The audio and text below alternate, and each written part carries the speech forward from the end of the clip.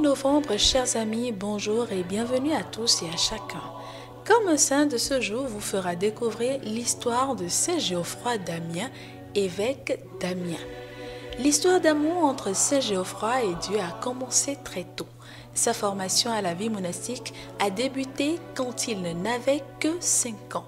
Son monastère dépérissait avec 6 moines quand ceux-ci le choisirent comme abbé. Devenu abbé de Nogent-sous-Coucy, son monastère devient bientôt très florissant.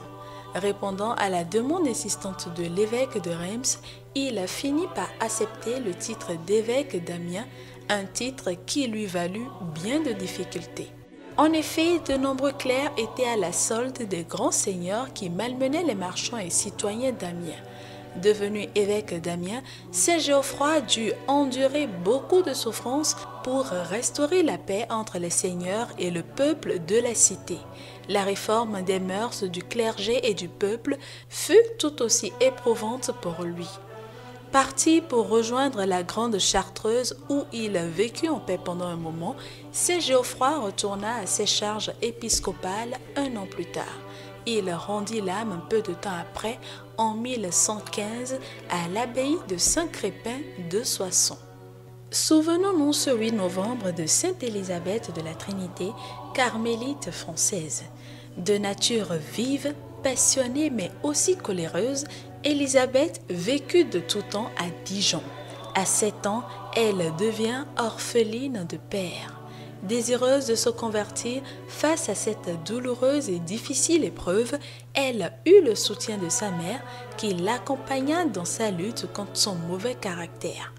Premier prix de piano, les bonnes familles de Dijon la voulaient comme belle-fille, mais Élisabeth n'aspirait qu'à une vie de raison perpétuelle pour profiter de la présence de son Dieu en elle. Elle arrive à entrer au Carmel de Dijon où elle s'adonna à la vie des trois, à l'union à Dieu. Elle vécut 5 belles années d'union intime avec le Dieu Trinité. Elle les passa dans la paix, la joie et la gaieté, malgré la grave maladie qui la fait souffrir jusqu'à 26 ans, où elle s'endormit dans la paix de son Dieu en 1906. Bonne fête donc à tous nos amis qui sont aujourd'hui à l'honneur. Puisse Sainte Élisabeth de la Trinité nous obtenir la grâce d'un cœur tout offert à Dieu. Amen. Ce programme vous a été présenté par Miséricordia Audiovisuel Service avec le soutien de la librairie Notre-Dame de Cotonou.